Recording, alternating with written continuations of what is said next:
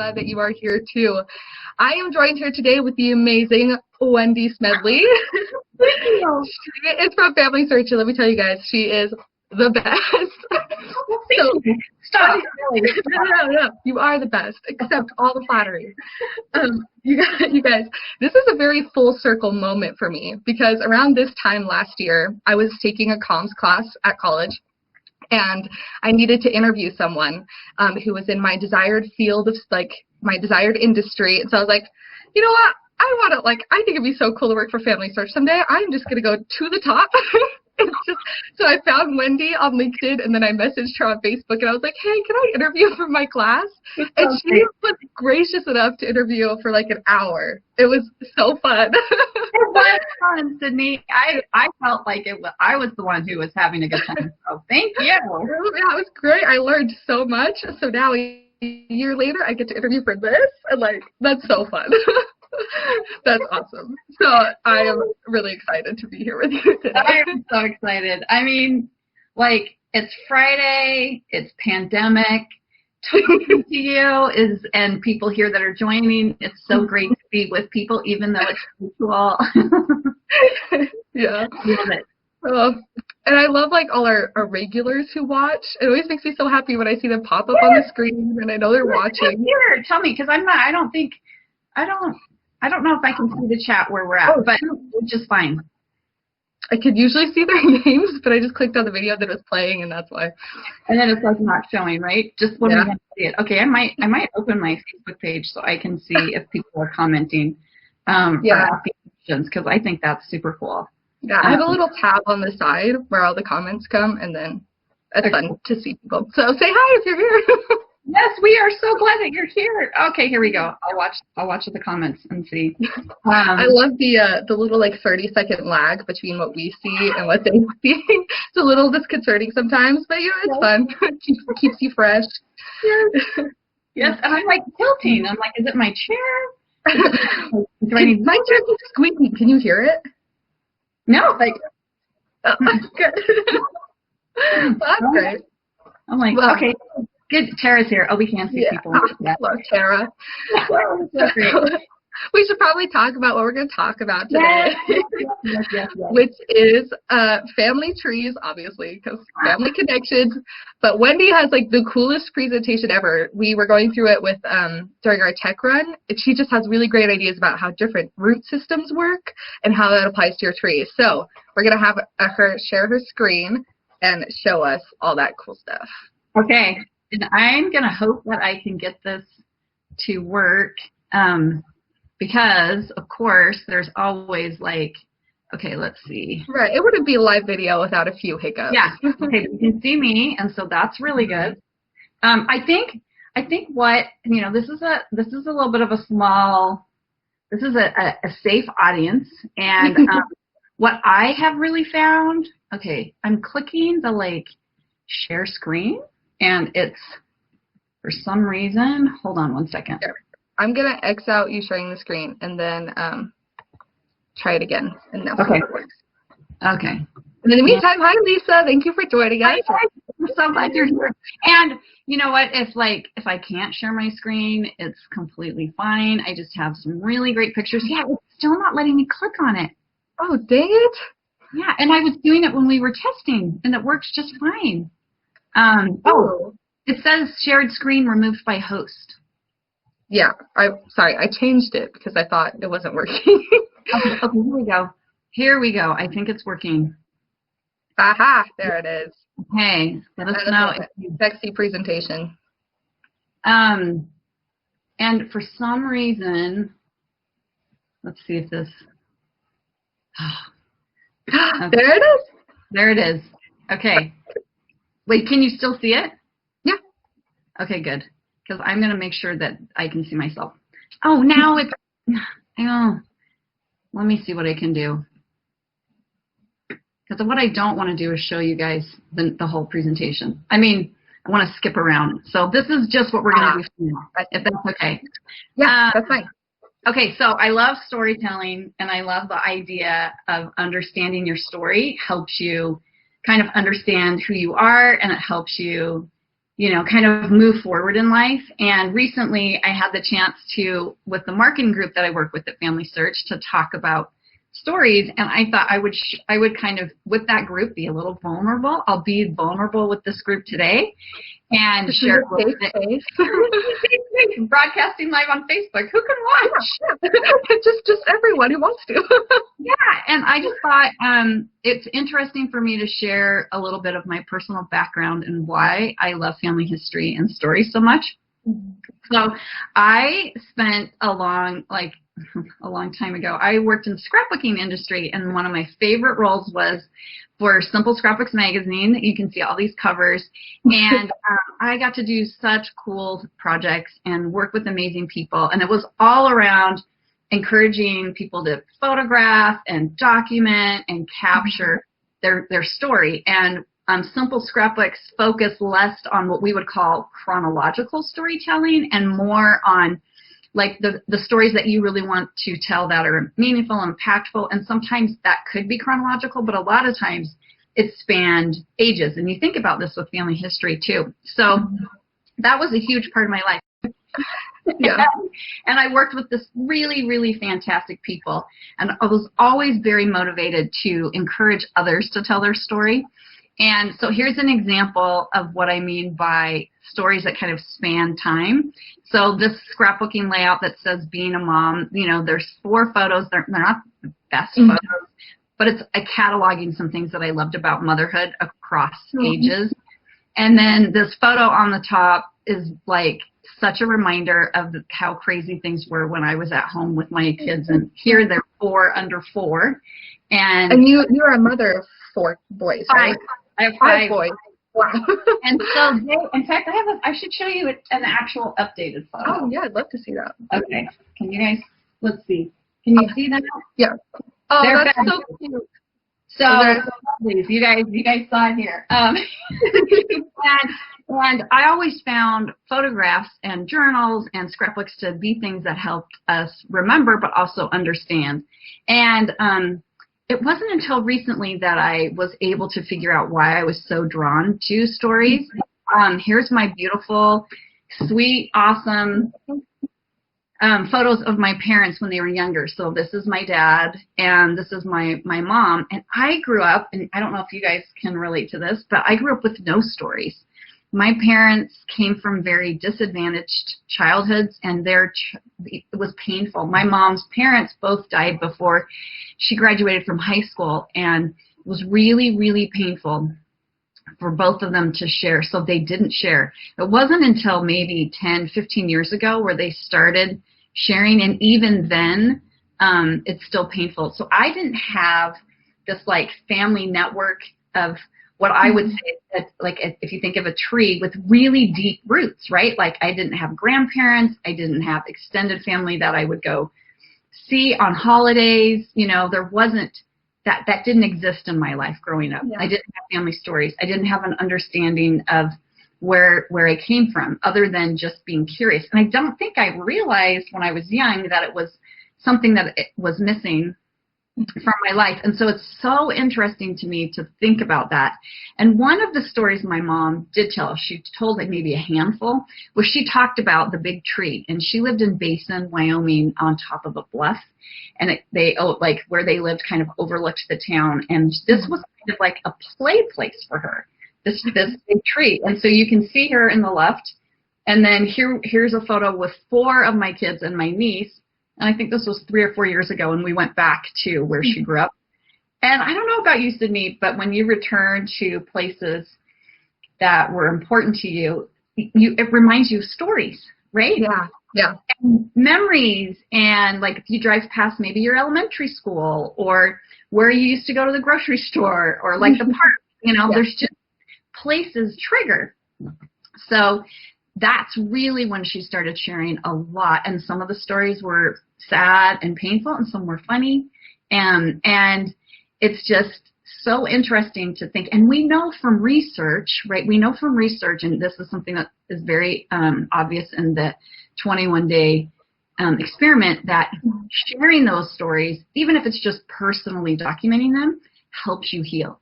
but Yeah. so many people don't. And I completely respect that my parents did what they did to sort of cope. So I grew up kind of wanting a different kind of family tree.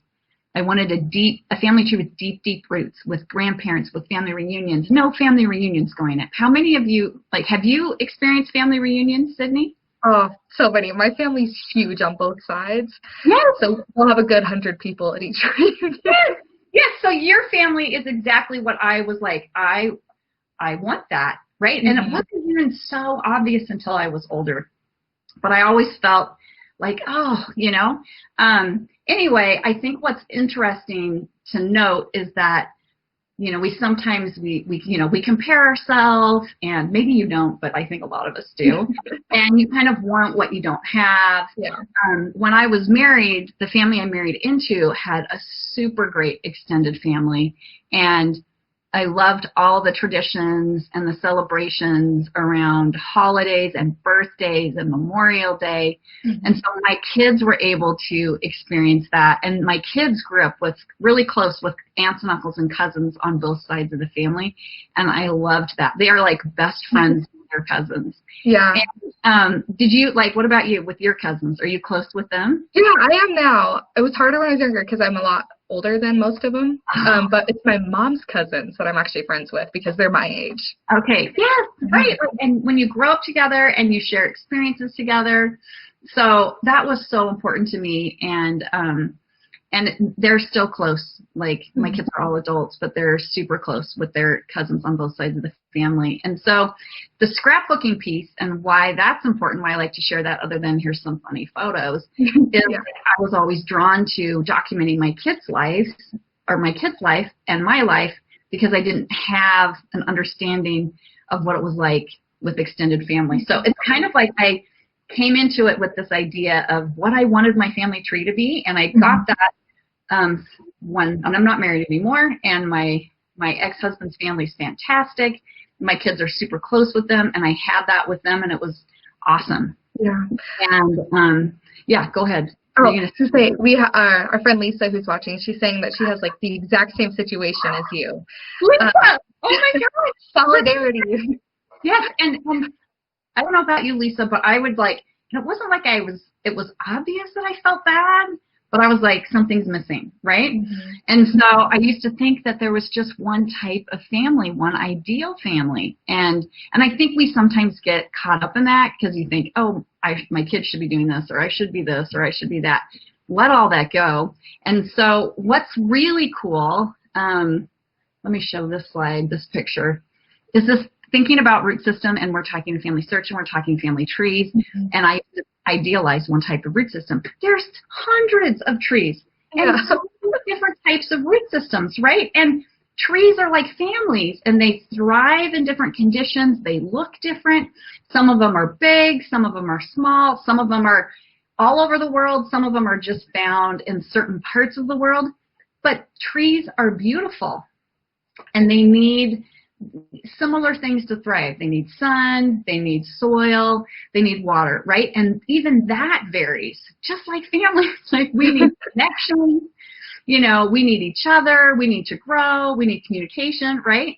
And so instead of thinking about what I didn't have and what I wished I would have had, I realized that my root system is like, because think of the giant sequoia. So you can see this image here is like a giant sequoia tree. And what's fascinating about them is that their root systems are connected to each other. They're shallow. They're not like deep.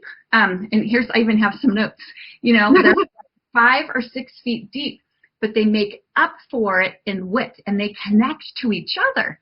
So while my family, I thought I wanted deep roots, I realized what I have are connected roots because so many people in my life, family, not just family, right? I have a small family, but friends, colleagues, people I've come to know and love, that's where I'm connected. And so instead of saying, dang it, I don't go deep, I say I go wide. And that's beautiful.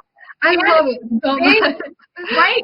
If a big sequoia tree can be created from interconnected roots, I think that's triumphant. Yes. I love that word. Yes. Instead of thinking about it as, and I'm going to stop sharing because I think. Do you want me to hide it? Yeah, you can hide it. Instead of thinking about what I didn't have, I just realized I had something different. Mm-hmm. And I have a very different family. I'm single. I don't have these extended gatherings, but I have very close with lots of people and friends. And it's just different. It's not better. Mm-hmm. It's not worse. It's different. Yeah. So I love to share that because I think it's helpful for us to know that. So in your tree, your root system is extremely deep, right? So deep. So deep. Yeah. And I don't need to envy that. I can learn from that, and I can be excited for you. And then you can be like, so cool, Wendy's so connected. You are so connected. You have quite a network. Or, however, it's just, I think it's not better than or worse than. It's just what is. It is. And so for me, and especially, I have colleagues that will share their fan charts and super pioneer, rich, documented source, family tree, and it's beautiful. And I'm like, mine says unknown spouse. And so me too. We need to just change that and say, we need to come up with a better word than that. We should let that change. Right? Dream man's coming, I don't know. I'm sure there's something we could do with that. But I think about that, right? Think about the fact that your root system is different, and that even though at Family Search we show one view of a tree, right? We show a big fan chart, or a pedigree view. There's many different versions of the living family, and just like trees, they're all beautiful, and they need different things to thrive. So that's what I like to talk about when sharing why family history is important to me. And I also think there's an opportunity for what do I wish I would have had with a grandmother, because I did never have that. How can I give that to people I love? How can I'm not a grandmother. My oldest is going to be 29 this year, and no one's having kids anytime soon that I can tell. So that's far off for me, but I can still, by thinking about what I wish I would have had, that helps me know kind of what to give people. And I also think too, and this is something maybe in the All About Me plan, what things do I wish I would have known about my maternal and paternal grandmother? Those are the kinds of things that I can document and share that I think other people will want to know too, right? That's so wise. And I think, I wonder what did she what did she do every day? What was in her purse? What did her childhood bedroom look like? What were her dreams? What dreams were fulfilled? What does she wish she would have left behind legacy-wise? I know nothing. There's no journals. I think I have maybe 3 or not even very many photos. And it's really painful for both of my parents to go back and talk about their mothers. So not only do I not have anything from them, there's a cost to ask my parents questions, which a lot of times, I don't want to put them through that. Yeah. So leave behind something for not just your posterity, but for people to really, for your posterity, but for you, because I think when we tell our story, we also understand our story. Mm-hmm. I'm seeing the comments over here, and that's fun. It's fun. And Lisa, and yes, guys, we are so different, and it's okay. Yeah, I love that analogy so much. I mainly grew up on the East Coast, which is full of trees in Virginia. Yes. And so, the little tree lover in me is so digging this analogy. What would our trees look like if we could pick, right? What kinds of, when you think about the banyan trees, and I think in Asia, and they're just on top of the surface, super connected. Oh yeah, those are so cool. Yeah, and then sometimes it's interesting when we plant trees, we separate them, right? But then when trees grow, a lot of times when they grow up in the wild, they're clustered and they're together, which I think is like people. Right. Exactly. Like we want to be connected with each other, and especially now. Yes, especially. And that's the whole reason we're doing this, you know? Yes. And you get it. And when we do these live videos, I think of the people who are maybe alone in their house and need a friend to talk to. And I hope this is them, like, that for them. Like, I will be your friend. You can talk to me through this live video. You can talk to me. I am alone. My son that lived with me temporarily moved out this week. So I am full on empty nest, downtown, Salt Lake City condo living, like, my best life. I mean, just without people that I love, right? But that's sort of slowly, hopefully changing. We can maybe interact a little bit more. And that's what this is for. Like, I think the whole reason that you guys did this, the Connections experiment, was to invite people to connect with living family and maybe ancestral family as a way to feel more connected and, like, just think of the roots, right? And that's something that definitely is so good for me. In fact, can I share one thing? Yes, go ahead. And I even have a photo, but I don't know if I'll show it. So one of my colleagues and my bestie friends, who is going to be on one of the live streams, is Courtney. Oh, yes. And she also is an awesome single lady living an awesome single life, and quarantining. So what we've done is go to cemeteries. It's like a totally great place to walk because there's not very many people, and as family history buffs, we love cemeteries. We think we've been to like 6 or 7 cemeteries throughout Utah, and this last weekend we went to one in Mount Pleasant, Utah, and I found the headstone of, I think it's my 4th great grandfather who came from Denmark and came over and then came as a pioneer. And you know, just standing there in front of his, and you guys may have experienced this too, I'm sure, just standing there in front of, and I'd never been there to that cemetery before, but just standing there and connecting with kind of just the memory of him, it was so powerful. And guess what? It was just like another root that was connecting. And it was just another piece making me feel less alone and helping me understand the strength of, you know, the family heritage that I come from, because they left everything. And I was reading his family history on Family Search on the Family Tree app. And one thing that I thought was really great was it talked about him being the life of the party. Little you are so the life of the party. I think that's me. I'm self-assigning that to myself, guys. I'm like, hey, you know what? And I'm sure other people have had the same experience where you realize, oh my gosh, I do that same thing. Or I think that is something that is a trait. Like, it can even be a physical trait that's passed down.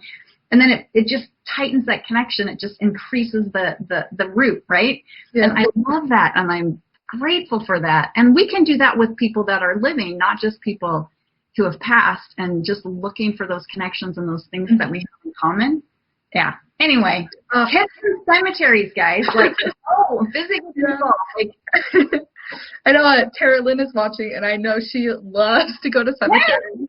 She posted on, I think, Instagram a few days ago, and her son and husband had gone somewhere without her, and they passed a few cemeteries on the way, and her son was like, that's a good thing we didn't bring Mom, or we would have never made it to the actual location, because we'd just be stopping at the cemetery. There's just something beautiful about these, and regardless of whether or not you have family there. But yeah, that's been a thing. And there's a really cool one here by the U. You need to go check it out. It's beautiful. It's well, the biggest cemetery is the Salt Lake Cemetery, and it's but that one's so big. I've been to that one. I have a lot of answers. But there's one, I think it's Mount Olivet or something. It's one by the U. Super cool. And they have like the Park City Silver Queen and some really colorful Utah people buried there, and it's just so peaceful. And anyway, yes, Tara, go on a cemetery tour. We should get like a social distance cemetery tour group. That would be so fun.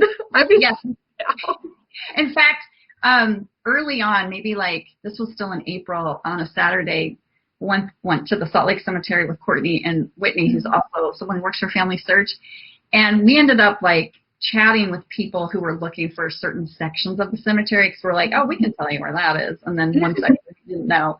But it's just another way that we can learn and understand more about our community and our people. Okay, this is fun listening to what Lisa is saying. She says, you sound like grandma. Yeah. That's a compliment.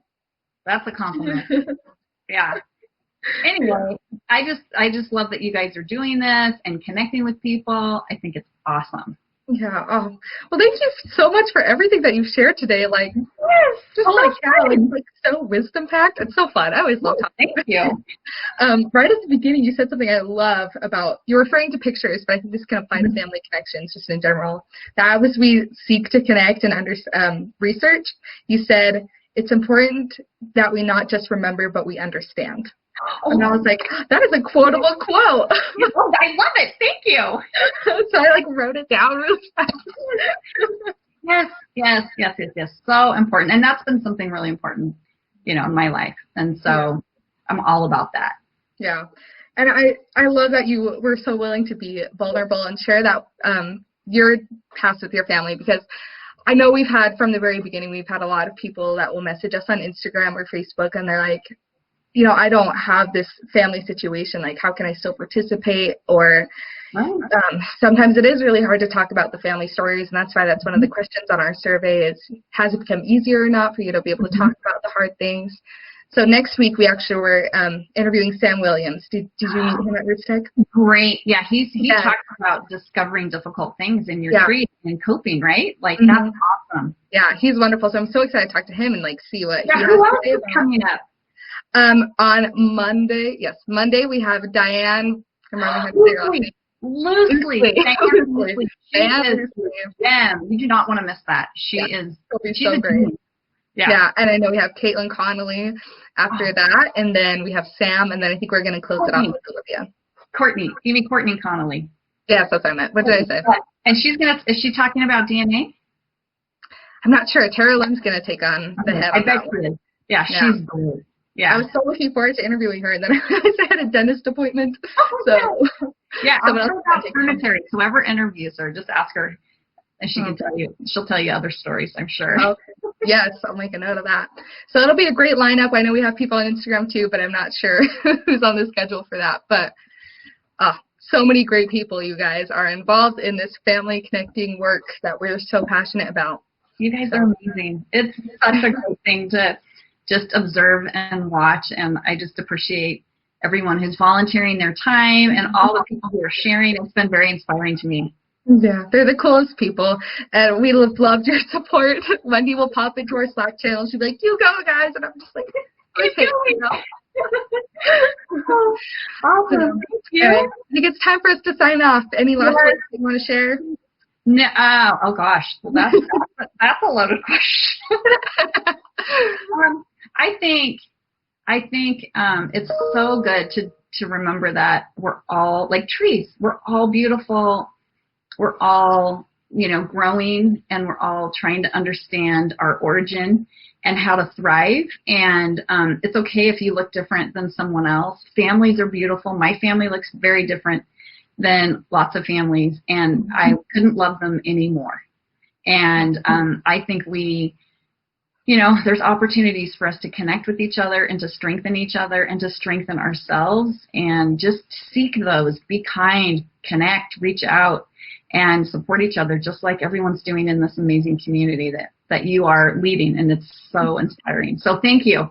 Yes, thank you. Well, very well said. Guys, if you've loved having Wendy here as much as I have, go ahead and drop all those hearts, all those likes. I love to see them float up in the live video. It's really fun.